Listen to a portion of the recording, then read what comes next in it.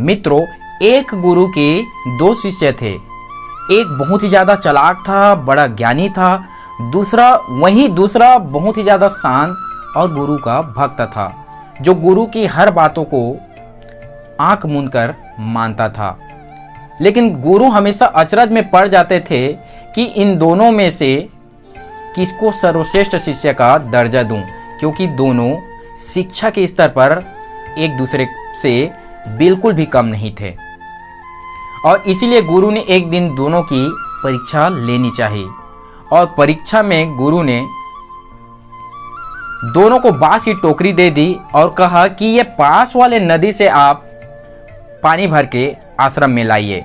तो जो भक्त वाला शिष्य था, जो गुरु की बातों को हमेशा मानता था, वह यह सुनते ही नदी के तरफ चल पड़ा।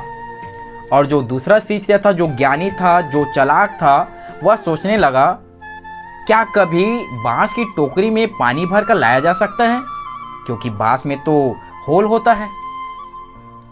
तो वो ये सोचते सोचते घर चला गया और दूसरे दिन आकर उस भक्त वाले शिष्य को हंसने लगा।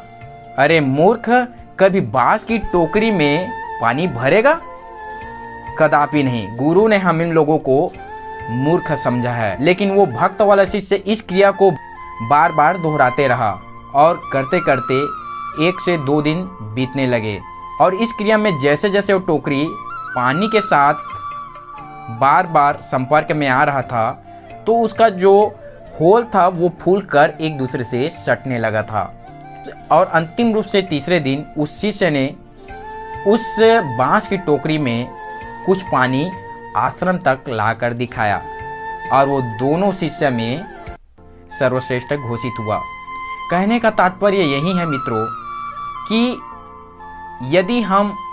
यदि हम हमारे प्रथम गुरु माता पिता और द्वितीय गुरु हमें जो शिक्षा देते हैं, उन लोगों की बात को आत्मसात कर लेते हैं, अपने ज़िंदगी में याद रखते हैं, तो हमें सफल होने से कोई नहीं रोक सकता।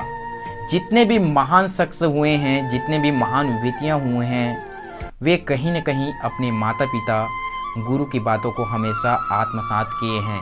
क्योंकि इन लोगों का अनुभव ऐसा होता है कि हम लोगों के रास्तों पर पड़ने वाले बहुत से कांटों से हम लोग को अवगत करा देते हैं।